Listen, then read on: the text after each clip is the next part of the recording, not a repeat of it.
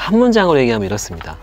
사장을 위한 MBA 필독서 50은 이제 세계적인 MBA 엘리트들이 꼭 읽어야 할 필독서 50권을 한 권에 담은 책입니다. 네, 그러니까 저자가 조사를 했습니다. 하버드, 와튼, 옥스퍼드 이런 세계 유수의 MBA 대학 수강생들한테 권하는 필독서가 있습니다. 이거를 조사를 했어요. 그래서 그 중에서 일단 100권을 추렸습니다. 그리고 나서 이 100권 중에 다시 비즈니스 현장에서 뛰시는 실무자 혹은 경영자도 되겠죠. 이분들이 꼭 요거는 알았으면 좋겠다 싶은 것만 다시 추렸죠. 그래서 50권을 골라서 한 권에 담은 건데요.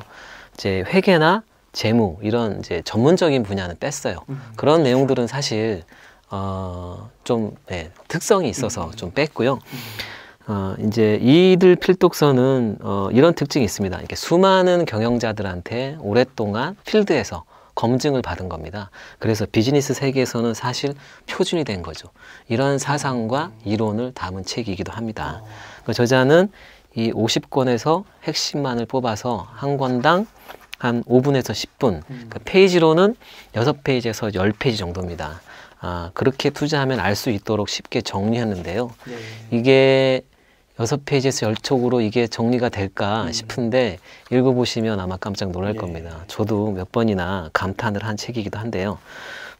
이 저자는 이 50권을 다시 회사에서 경영할 때 가장 많이 사용되는 6가지 분야로 나눴습니다. 그러니까 예를 들면 전략, 그 다음에 고객과 혁신이죠. 그 다음에 창업과 신사업, 그 다음에 마케팅, 그 다음에 직원이 한 명이라도 있어야 되면 알아야 되는 리더십, 그리고 회사에 있는 사람, 이렇게 총 6가지로 나뉘었죠. 예, 이들 MBA 필독서는 사실 경영의 본질을 알려주는 책입니다. 근데 이런 책들은 이론적인 바탕도 사실은 튼튼하게 해주지만 실무적으로 뭔가 부딪혔을 때 효과적인 지침을 주는 책이기도 해요. 그래서 아마존이나 구글 같은 이런 기업도 이런 이론을 실무에 적용해서 글로벌 기업으로 성장한 케이스입니다. 그리고 실제로 아마존 같은 경우는 매출이 한 30억 달러 정도 할 때, 이것도 작은 건 아니지만 이 당시가 월마트의 한 60분의 1 정도였어요. 회사 규모가. 그러니까 아마존 입장에서는 지금으로서는 상상이 안 되죠. 근데 그래서 이때 성장통이라고 하잖아요. 이제 더 돌파하지 못하고 계속 그런 힘든 시기가 있었는데 제프 베조스가 임원들을 직접 데리고 이제 이 책에 소개된 저자이기도 한데 짐 콜린스를 찾아갑니다. 그래서 짐 콜린스가 얘기하는 그런 거를 받아들이죠. 그래서 그 이론을 회사에 적용시켜서 지금의 아마존이 된 겁니다. 이거 굉장히 유명한 일화죠. 근데 사실은 우리가 이론이라고 해서 굉장히 딱딱할 것 같은데 우리가 실생활에서 겪고 있는 건 다 그 학자들이 이걸 검증해 놓은 거거든요. 그러지 않을까 혹은 그럴 수 있지 않을까 한 거를 실험을 해서 검증하고 이제 확실하게 되면 그게 이론이 되는 겁니다. 근데 실제로 이런 책을 읽어본 적이 없다는 직장인들이 많습니다. 그리고 커다란 기업을 운영하는 경영자조차도 인문학 책은 열심히 읽는데 막상 이런 경영의 본질을 가르쳐주는 책은 소홀히 하는 사람이 많이 있죠. 예. 이런 MBA는 경영하는 방법을 배우는 곳입니다. 그죠? 근데 여기서 권하는 필독서는 경영을 하는 데 있어서 필요한 지식이라는 뜻이기도 하죠. 회사를 운영하시는 사장님 입장에서는 분명히 벽에 부닥칠 때가 많이 있습니다. 저 역시도 그렇고요. 근데 실제로 해결책이 마땅치가 않죠. MBA를 가자니 시간이 많이 내기가 어렵고 또 컨설팅을 받자니 비용 부담이 만만치 않죠. 예를 들면 마케팅 분야에서 뭔가 문제가 생겼을 때 책을 찾아보려고 서점에 가면 수많은 마케팅 책 중에 뭘 봐야 할지 쉽지 않습니다. 근데 이런 면에서는 이 책이 좀 탁월한 선택이 되지 않을까 생각합니다.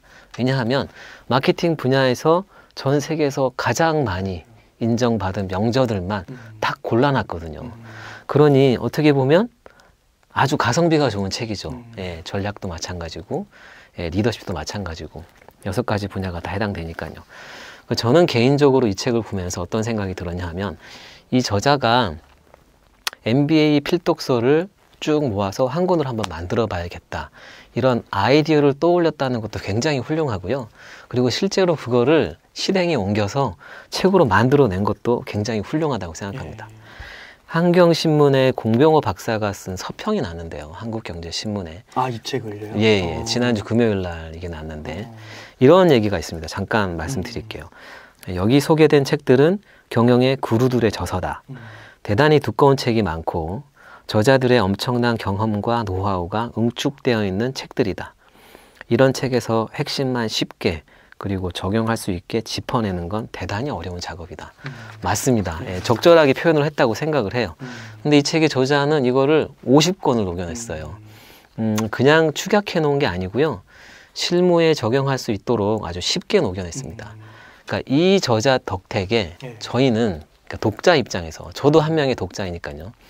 MBA에서 권하는 수백 권의 책 중에 가장 많이 추천되는 책 50권을 한 권으로 끝낼 수 있습니다.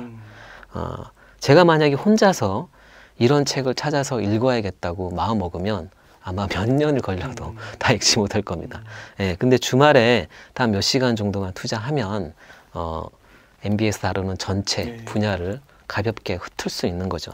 아마도 경영하시는 분 입장에서는 이거보다 가성비 좋은 책을 찾기는 쉽지 않지 않냐, 저는 이렇게 생각하고요. 책을 찾는 사람들이 이유가 여러 가지가 있습니다. 몇 가지가 있는데 그 중에 하나가 뭐냐 하면 하고 있는 업무의 문제를 해결책을 책으로 찾는 사람들이 있습니다. 주변의 사람들한테 물어봐서 찾는 경우도 있고 강의를 가서 들은 사람도 있죠. 근데 책으로 해결책을 찾는 사람들이 있습니다. 이 책은 그런 이유 면에서는 아주 유용한 책이라고 저는 생각을 해죠. 왜냐하면 여기 소개된 책 자체가 한 권 한 권이 각 분야에서 명저로 꼽히는 대단한 가치가 있는 책이거든요. 경영을 하지 않은 사람도 이 50권 중에 적어도 한두 권은 이름을 들어봤거나 저자를 알거나 한 경험이 있을 겁니다. 저도 이 책을 읽으면서 몇 번이나 제가 하고 있는 일에 이렇게 적용해야겠다 이런 생각을 했습니다. 그리고 제가 책을 기획하는 사람의 입장 혹은 이제 편집하는 사람의 입장에서 보면 책을 저희 회사 같은 경우는 한 달에 책을 4권 정도 출판을 하거든요. 그러면 이제 1년에 한 40종 정도 책을 출간하는데 책을 이제 편집하면서 검토를 하는데 아, 이 책은 정말 좋다. 아, 정말 이 책은 좋다. 이런 책이 이렇게 많지 않습니다. 네, 솔직히 말씀드리는데. 그래서 이런 책은 이런 생각이 들어요. 저는 이제 그 본부장이기도 하니까 아, 이 책은 나오면 무슨 짓을 해서라도 띄워야겠다. 그래서 분야 적어도 10위 안에, 5위 안에는 올려놓아야겠다. 비용이 아무리 들어가더라도. 왜냐하면 이 책이 그래서 순위에 올라가서 사람들이 많이 사게 되면 이 책을 읽고 옆으로 전달할 거라는 확신이 있습니다. 자신감이 있는 거죠. 그래서 콘텐츠가 좋은 책을 만나면 저 같은 사람은 굉장히 기분이 좋아지죠. 아, 이 책은 정말 독자들한테 사랑받겠구나. 아, 어떻게 해야 될까? 제목을 뭘로 해야 될까? 이렇게 약간 흥분되는 책인데 근데 저는 정말 공감이 되는 게 사실 이제 저도 MBA 공부를 했었거든요. 석사 2년을 했었는데 제가 이 책을 읽으면서 딱 느꼈던 게 뭐냐면은 이런 책을 그 MBA에 들어갔을 때 뭐 입학하기 한 달 전이나 뭐 이미 커리큘럼이 꽉 차 있어서 낼 시간이 없다고 하면 미리 좀 읽어오라고 하거나 아니면 입학을 해서 한 달 안에 이런 걸 좀 읽었으면 굉장히 좋았을 것 같다는 생각이 들더라고요. 왜냐면 굉장히 MBA 공부를 많이 했는데 보면은 그게 이런 책을 딱 전반적으로 보고 봤으면 훨씬 이해가 쉽고 훨씬 도움이 많이 됐을 것 같아요. 그 맥락을 아니까.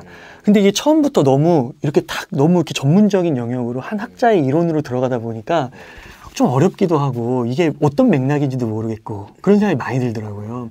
저 개인적으로 너무 재밌게 읽었던 책입니다. 네, 그렇죠. 이렇게 전체 지도를 한번 딱 보여주고 수업에 들어가면 아, 내가 지금 배우는 게 여기에서 이쪽에 해당하는구나 이런 느낌이 들었을 텐데, 그죠? 그러니까 여기서 마이클 포터, 예를 들면 마이클 포터가 거의 뭐 경영학의 아버지 신 이렇게 MBA에서 배우거든요. 근데 이게 뒤로 가면은 마이클 포터의 이론을 소위 이제 까는 사람들도 나오는 거예요. 그렇죠. 비판도 하고요. 그렇죠. 근데 그런 걸 알아야 되거든요. 그렇죠. 근데 그런 거를 안 들으면 그냥 마이클 포터는 짱이구나. 미디어에서도 많이 그러니까 그런 것도 이제 되게 좋았고. 네, 맞습니다. 이 책이 가진 장점 중에 하나가 좀 그런 것 같아요. 이제 이제 방금 마이클 포터는 경영 전략 분야의 이제 한 전문가잖아요. 그러면 이제 전략의 전문가가 사실은 한 명만 있는 건 아니거든요. 네. 굉장히 여러 명이 있는데 이게 시대를 지나가면서 조금씩 변합니다. 그래서 이제 초창기 이제 경영 전략은 보통 100년이라고 얘기하는데 한 시대에 어떤 전략이 나오면 이제 시대가 변하면서 그 전략이 좀 정의가 좀 변합니다. 그래서 이제 그 다음 학자는 이 전략이 이제는 맞지 않아요. 그래서 이런 쪽으로 다시 해석해서 가야 됩니다. 그러고 수정을 하죠. 그리고 또 수정을 하고 그리고 앞에 것이 합쳐지고 이러면서 이제 점점점 정교해지고 C줄과 R줄이 얽혀서 이제 꽉 짜이듯이 그렇게 정교해지고 이런 역사들이 축적이 돼서 지금 우리가 살고 있는 이제 경영 전략이 되는 거거든요. 이 책은 이거를 그런 면을 보여주면서 계속 설명을 합니다. 이제 경영 전략도 한 10권 정도의 책을 소개하는데 그 10권이 다 그런 맥락을 가지고 설명을 해요.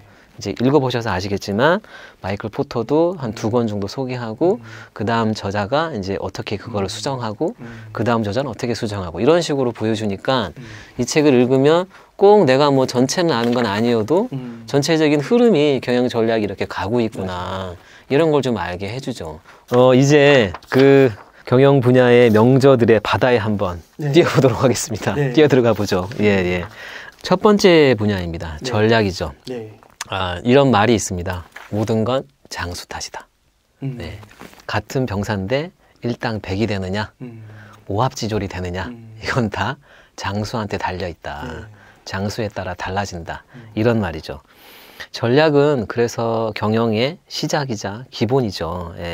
아까 말씀드린 것처럼 전략도 시대에 따라 변합니다. 하지만 시대가 감에도 불구하고 불변이라고 할 정도의 막강한 경영 전략의 정수들이 있죠.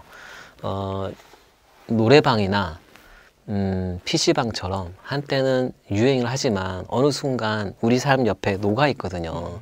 그래서 동네바닥 노래방이 없는 곳이 없고 PC방이 없는 곳이 없잖아요, 지금은. 그래서 그것이 예전에 정말 어마어마하게 유행했던 것이라는 것조차 잊어버립니다. 전략도 그런 것들이 있죠. 그 당시에는 굉장히 유행이었는데 지금은 너무 그게 자연스러워져서 그러니까 기본으로 어떻게 보면 모든 회사에서 루틴으로 하게 되는 그런 불변의 전략들이 있습니다. 그런 책들을 소개하고 있는데요. 저자들이 어마어마합니다. 마이클 포터, 게리 해멀, 헨리 민츠버그, 에던 브랜든버거 많죠. 총 10권이 소개되어 있는데요. 저는 이 중에서 2권을 가지고 왔습니다. 첫 번째 책은 마이클 포터입니다. 얘기를 안 할 수가 없죠. 경영학의 아버지처럼 불리는 거니까. 하버드 비즈니스 스쿨 교수입니다. 이분은 1982년 하버드 대학의 사상 최연소 정교수가 된 사람입니다. 그리고 세계 각국의 정부 고위직이나 기업 경영자 자문역으로도 활약을 하고 있죠. 이 책은 미국의 경영자라면 반드시 곁에 놓아둔다는 경영 전략의 바이블 중에 한 권입니다. 여러 책 중에 있는데 그 중에 하나는 저는 경쟁론을 가지고 왔는데요. 포터는 전략을 수립할 때 가장 먼저 생각해야 할 전제가 무엇을 하지 않을 것인가, 그거를 정한다는 겁니다. 예를 들어서 한꺼번에 2사람한테 프로포즈를 받는 거죠. 한 사람은 인물이 출중하고 한 사람은 능력이 좋습니다. 한 사람을 선택할 수밖에 없죠. 그러면 어느 한쪽은 무조건 포기해야 됩니다. 인생이 선택의 연속이잖아요. 근데 마이클 포터는 이거를 트레이드 오프라는 개념으로 가져옵니다. 그러니까 우리가 흔히 쓰는 말이죠. 근데 전략을 할 때 이 바로 트레이드 오프 개념을 가지고 와야 제대로 된 전략을 세울 수 있다. 이렇게 얘기합니다. 예를 들면 이런 질문을 내부에서 하는 거죠. 고객 중에선 어떤 고객을 버리고 어떤 고객에 다가갈 것인가. 그리고 우리 고객이 가지고 있는 니즈 중에 어떤 니즈는 버리고 어떤 니즈에는 우리가 대응을 할 거냐. 트레이드 오프를 이해를 해야 진정으로 강한 전략을 세울 수 있다고 이 저자는 말을 합니다.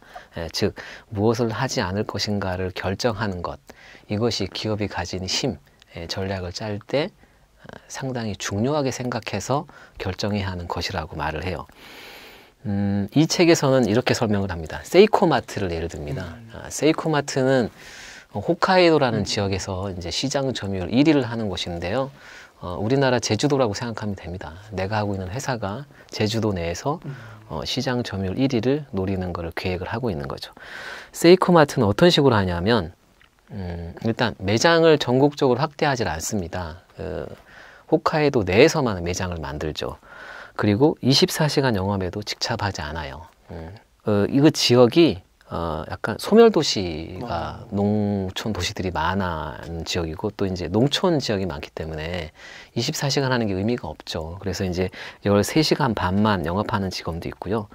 이런 곳에 이제 매장을 많이 해봐야 매출도 나오지 않고 이익도 올라가지 않을 거다라고 판단을 한 겁니다. 대표가. 그리고 세이코마트는 홋카이도 지역에서 나는 식자재를 구해서 직접 자기네들이 만들고요. 또 배송도 자기네들이 직접 운영하는 트럭을 통해서 합니다. 그렇기 때문에 반찬이 1,000원입니다. 그러니까 100엔이죠. 100엔. 한국에서도 이 가격이 나오지 않잖아요. 근데 여기는 이 가격을 내고도 마진을 냅니다. 그러니까 경쟁사들이 따라갈 수가 없는 거예요. 근데 이런 세이코마트 매출의 50%가 이렇게 직접 얘네들이 만든 것에서 나옵니다. 그리고 편의점에서 당연히 판매하는 오뎅 같은 품목은 취급하지 않아요. 세븐일레븐 가서 사 먹으라고 권하죠. 네네네. 트레이드 오프 관점에서 생각하면 세이코마트는 이제 매우 합리적인 전략을 취하고 있는 겁니다. 무엇을 하지 않을 것인가를 명확히 한 거죠. 그리고 지역에 맞는 다양한 전술도 펼칩니다. 이제 그 지진이 났을 때도 다른 매장들은 다 휴업을 했는데 세이코마트 매장은 한 95% 정도가 영업을 합니다. 왜냐하면 이 지역에서 오래 하다 보니까 어떤 뭐 폭설 이런 거에 많이 경험이 쌓여 있는 거예요. 그래서 이제 이럴 때 어떻게 해야 되는지 매뉴얼이 회사에 축적되어 있는 거죠. 근데 이런 거는 다른 글로벌 공룡 기업들이 못 쫓아가는 겁니다. 일본 내에서는 세븐일레븐이 이제 편의점 업계의 공룡이죠. 편의점이라는 것을 일본에서 처음 시작한 것도 이제 세븐일레븐이고요. 근데 홋카이도에서는 힘을 못 쓰는 거죠. 이렇게 예를 드는데 이제 회사 회의실에서 다음과 같은 의제를 내놓았다고 이제 얘기를 해봅니다. 자, 우리가 무엇을 하지 않을지 결정합시다. 그러면 아마 회의실에서 이런 반응이 나오겠죠. 무슨 소리입니까? 할 수 있는 건 최선을 다해 다 해야죠. 지금 해야 할 일을 생각하기에도 모자랄 시간에 하지 않을 걸 한다니 이게 말이나 됩니까? 혹은 그래가지고는 매출이 오르지 않을 겁니다. 아니면 지금 농담합니까? 대놓고 농땡이를 치자는 거예요. 아마 이런 얘기들이 나올 겁니다. 근데 마이클 포터는 이렇게 얘기합니다. 모든 기업이 모든 것을 하려고 하면 망하는 지름길이다. 이런 편의점 업계나 가전 업계처럼 진입 장벽이 높은 영역에서는 경쟁자를 이기려면 더욱더 하지 않아야 할 것을 정한다고 말하죠. 고만고만한 모습으로는 고객한테 마이너리그 카피 제품으로 인식당한다. 마치 다이슨의 그런 것처럼. 네, 그런 것처럼. 그래서 결국은 소모전 끝에 망한다는 거죠. 어쨌든 회사라는 것은 내가 가지고 있는 상품이나 서비스가 차별화, 이제 각이 나와야 되는데 다 하면 비슷비슷해지니까 차별화가 되지 않는다는 거죠. 저는 책의 이 부분을 읽으면서 이런 생각을 했습니다. 우리 단행본 출판사는 책을 낼 때 무엇을 하지 말아야 할까? 독자 타겟을 넓히지 말아야겠다. 그러니까 이 독자, 저 독자를 생각하면 놓친다. 근데 이게 타겟을 하나만 선택하자 이렇게 생각을 하는데요. 막상 실무에 들어가면 이게 잘 안 됩니다. 그래서 이 고객한테도 어필하고 싶고 저 고객한테도 어필하고 싶어서 제목이 이제 넓게 잡아지는 겁니다. 그래서 이제 두리뭉실해지는 거죠. 근데 매번 이런 유혹에 시달립니다. 그래서 예를 들면 이 사장을 위한 필독서 50도 원래는 리더를 위한 필독서 50 이런 쪽으로 잡았었죠. 리더가 더 넓으니까요. 근데 유혹을 뿌리치고 좁혔죠. 사장으로만 하자. 그러면 사장도 볼 거고 사장이 되고 싶은 사람도 볼 거고 경영자를 말하는 겁니다. 또 이런 질문을 하고 싶네요. 그럼 체인지 그라운드는 무엇을 하지 말아야 할까요? 이런 거를 한번 생각해 보시고 이 책을 보시는 독자도 내가 하고 있는 것을 회사에서 용기를 내서 결정을 하는데 이 책이 도움이 됐으면 합니다.